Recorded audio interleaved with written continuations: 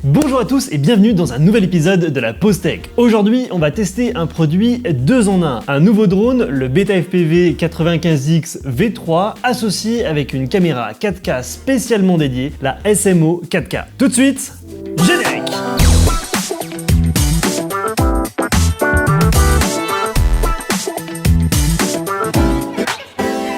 On commence tout de suite avec le drone. Cette gamme de mini drones Cinewoop est faite pour supporter des caméras allégées. On connaît par exemple les GoPro Naked, mais vous allez voir du coup, il y a un nouveau concurrent qui rentre dans la place, on verra ça un tout petit peu plus tard. D'abord, parlons du drone. On sent qu'entre la version 2 et la version 3, le design de ce drone vient de prendre un gros coup de maturité. Déjà, vous pouvez remarquer, sur l'extérieur, il y a une jolie bande rouge maintenant, mais ça c'est vraiment anecdotique par rapport à tout ce qui a été amélioré en conception sur le design de l'appareil. Cette bande de couleurs, c'est une bande en mousse qui vient mieux absorber les chocs, c'est toujours un plus lorsqu'on vole en intérieur, ce qui est le cas la plupart du temps avec ce type de machine. Mais donc, les changements vont un peu plus en profondeur que ça. Le design de l'appareil est fait entièrement en unibody, c'est-à-dire qu'il a été conçu d'une seule pièce. Sur la V2 par exemple, on voyait que sur le dessus il y avait une couche de carbone, avec dessous le plastique pour la protection des hélices. C'était une conception assez classique de drone FPV, où on rajoute des éléments les uns avec les autres. Sur ce 95X V3, on a maintenant le corps de l'appareil qui est en un seul et même tenant, que ça soit sur le dessus, la protection des hélices, sur les protections en dessous, etc. etc. C'est très bien fait, c'est vraiment optimisé pour les composants à l'intérieur et ça donne une très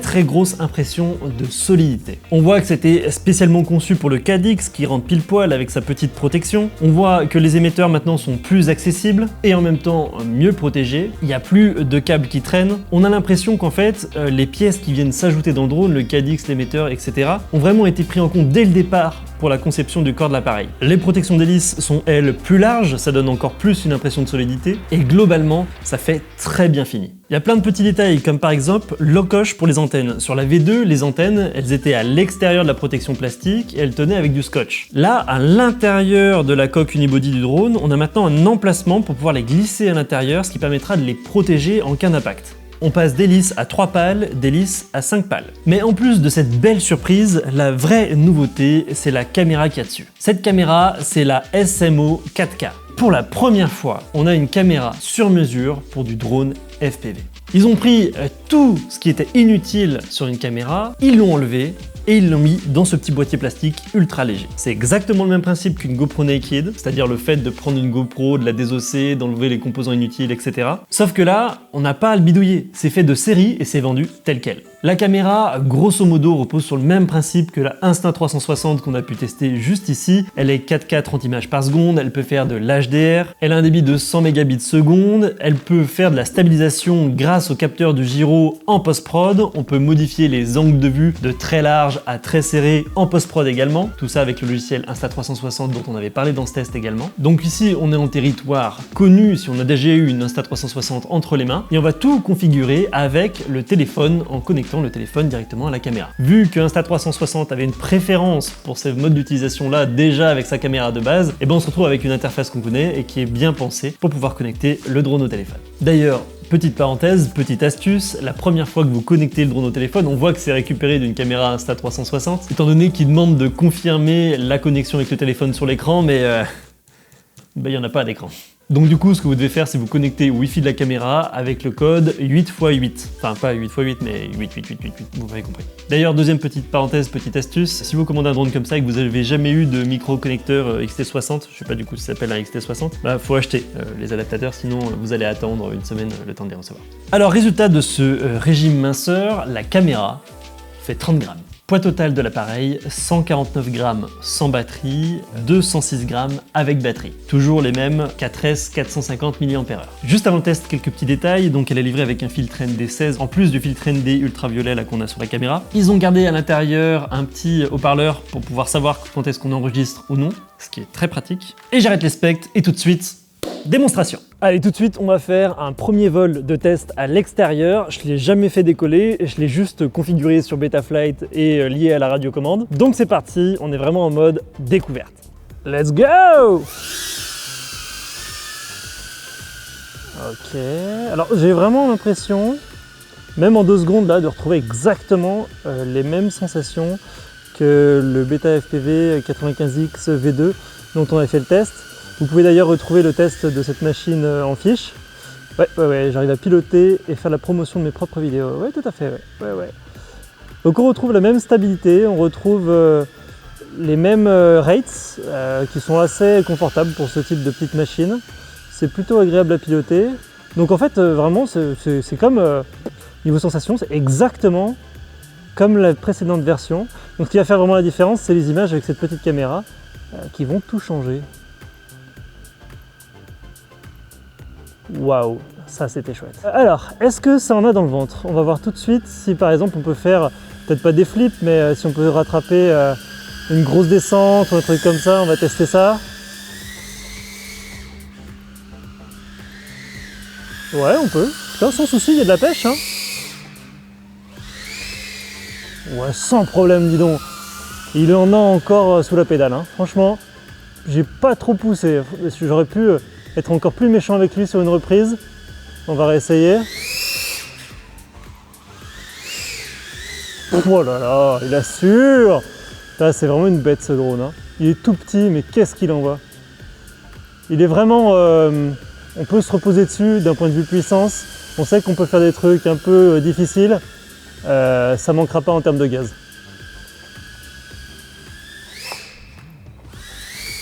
Regardez-moi ça. Trop facile quoi. Wow! J'ai failli faire une grosse connerie, vous avez vu.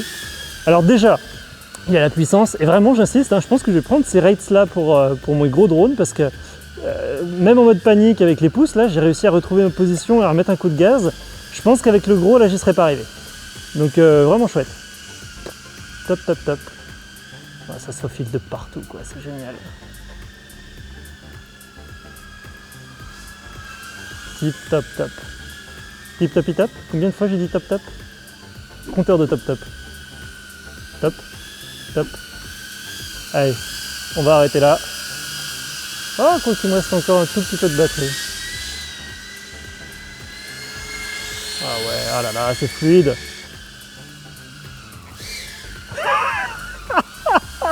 Totale confiance les gars, totale confiance. Allez, on va se poser, je suis en train de la batterie là. Pardon, d'abîmer la batterie. Heureusement que j'ai un Matisse pour bipper. Bon, et ben bilan de ce premier vol. On est en territoire connu, on est sur une machine qui est fiable, qui tient bien la route. J'ai vraiment hâte de voir ce que vont donner ces images. Sans transition, on va faire un deuxième vol en intérieur. Pourquoi? Parce qu'il fait nuit dehors. Alors vu qu'on est en intérieur et qu'on est dans un bureau, et ben j'ai des acteurs. Alors c'est pas du tout des collègues de travail. Non, ce sont des acteurs parce que dans le cadre d'une mission, bien sûr, on peut ne survoler que des acteurs. Donc vous avez été prévenus des consignes de sécurité hein, qu'il faut faire en cas de problème. Ok, vous avez signé le papier, c'est tout bon. Donc on répète après moi s'il y a un problème, c'est one. Et voilà, nickel. C'est bon, impeccable. Donc tout le monde est rodé. Et on va faire sans transition un deuxième vol en intérieur au village Baïséa de Saint-Étienne et allez voir son Instagram, elle fait des super gâteaux. Tu me rappelleras le nom de ton Instagram? C'est ça, l'influence, c'est terrible.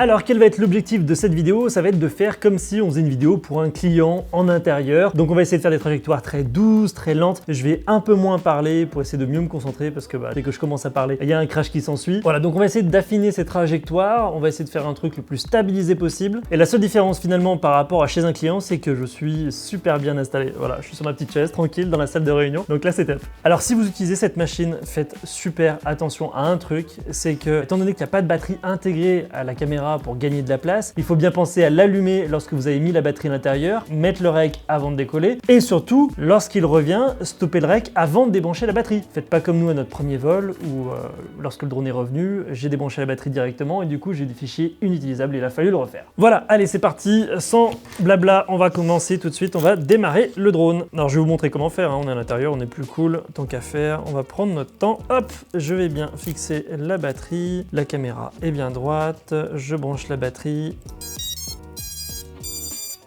Bonjour. Salut toi. Hop, je démarre la caméra. J'ai une petite LED derrière qui m'indique que la caméra est bien allumée. Lorsqu'elle est en bleu clair, ça veut dire qu'elle est prête à enregistrer. Je mets rec.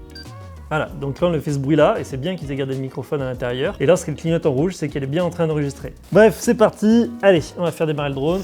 Hop, toi tu te mets là. Mes acteurs sont prêts. Est-ce que mes acteurs sont prêts? Ah, bon, bah quand même. Attention, c'est parti!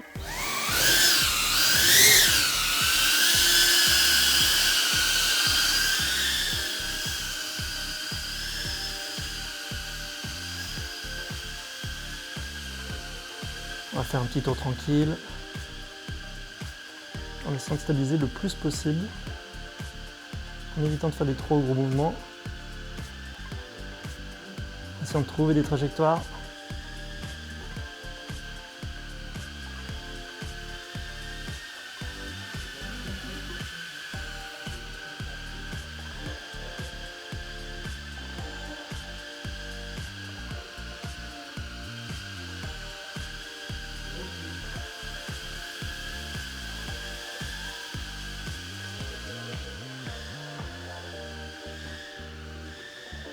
C'était chaud, mais c'est passé. Allez, on se reconcentre. Le but, c'est de faire les trucs le plus doux possible.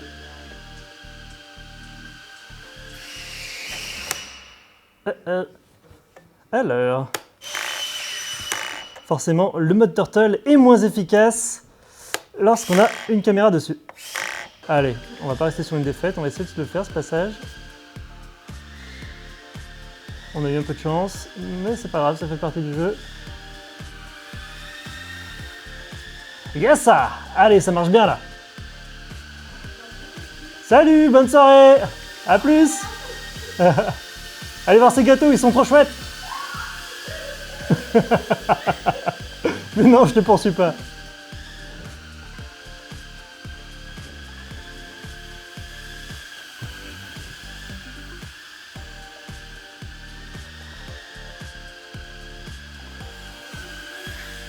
Ah, touché.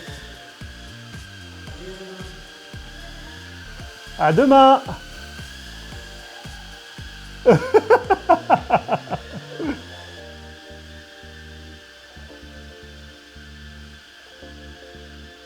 C'est d'être le plus doux possible, de changer le moins possible de trajectoire, mais waouh, il y a des fois c'est pas évident. Hein. Voilà, maintenant c'est un passage classique. On commence à avoir une petite alerte rouge. Et voilà, je me mets à parler et forcément je me déconcentre. Ah! Et oui, je suis obligé de parler pour animer les vidéos. Mais à cause de ça, je fais n'importe quoi. Allez, on va revenir à la base. J'ai fini cette batterie. Hop. Ah, il y en a une qui a oublié un truc. Salut Julien. Et ben voilà, il avait regretté d'avoir loupé la première batterie en vidéo. Il sera passé sur la deuxième. Salut. Bon, c'était intéressant. J'aimerais affiner encore... mais je parle à cette caméra. J'aimerais affiner encore un tout petit peu les courbes. On va s'en faire une dernière, rien que pour le plaisir. Et puis après, on passera à la conclusion. Allez, cinéma, cinéma, cinéma, cinéma. On fait des belles lignes, on fait des beaux arrondis dans le virage. C'est parti, et on arrête de parler, Gauthier. Allez.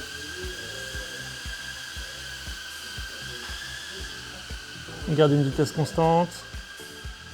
C'est très important pour que ce soit joli.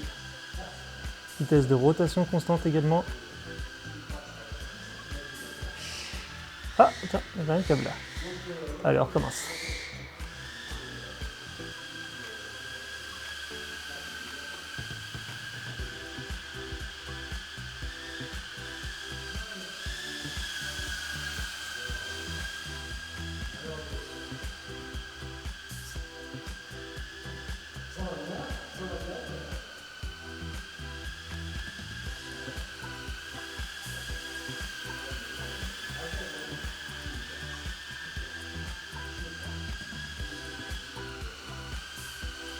On est bien là sur la ligne droite, on est bien.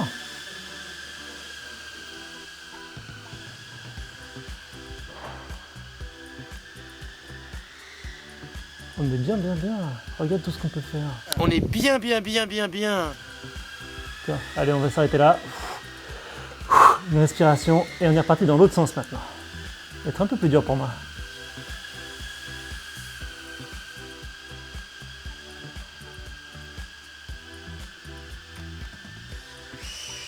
Eh oui, je l'ai vu arriver en plus. Je l'ai vu arriver. Mais je me suis dit, je reste concentré sur ma ligne, je maintiens jusqu'au bout. Et ben non. Alors, je fais une petite pause dans le montage, parce que étant donné que je viens d'avoir une rupture vidéo, je suppose que la batterie a été arrachée. Donc ça se trouve, ces images, vous n'allez jamais les voir. Quelle perte de temps, quelle perte d'énergie. Allez, on va voir sur place ce que ça donne. Eh ben non, il a encore l'alimentation. Hop, et il est bien encore bindé. Ah, c'est peut-être ça. Ouh.